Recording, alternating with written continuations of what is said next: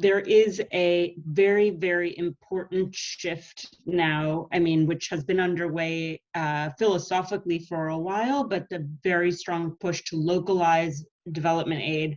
The idea is that communities for too long have been secondary actors in their development. A lot of or NGOs or governments have sort of come in directing communities to do the development as they have planned it out. Communities don't necessarily have skin in the game. They don't have their own stake or investment. And we believe development can be done more effectively if communities are in the lead. So we are trying to work through a global network of field agents who help us source extraordinary project leaders with great ideas that can be done quickly. Our projects on average are about $4,000 US and take on average about 10 months to implement, and give the communities not only that development advancement, but also the confidence that they can design and lead important projects that can transform their communities. Got it. Okay. Just in addition to that, Sasha, there's a principle: if it doesn't come from you, you don't have vested interest in it.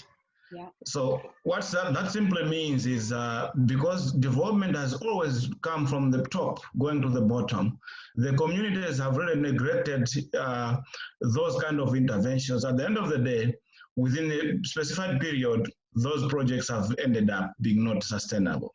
So as WorldConnect, we are coming in to ensure that we give the opportunity and space for participatory engagement, not only attending at there, but when they engage, they sit down and design their own projects and then choose who is going to be the lead in terms of implementation. We have seen over the last 2 or 3 years that we have worked in Malawi, that by just opening up that, we create space where women and young people are becoming leaders of their own communities. We have open space where communities have really sustained their interventions because they have invested even something in those projects. So in essence, in short answering your question, our philosophy is groundbreaking because it gives opportunities to women, it gives opportunities to vulnerable groups to speak about what they need most, and it has ended up solving long-term challenges within their communities. Mm-hmm. Excellent. I love the philosophy and I'm behind it 100%. How long has WorldConnect been an organization, and what prompted the idea? We've been around for about 15 years. We started with more of an exclusive focus on maternal child health in the Dominican Republic and pivoted about 10 years ago when it became very clear that through some experiences working with the US Peace Corps, that communities, even though they were very much in harmony with their Peace Corps volunteers and the projects volunteers were sent to do in communities, the communities had their own ideas, and we were able to work with Peace Corps volunteers to fund those sort of secondary project ideas.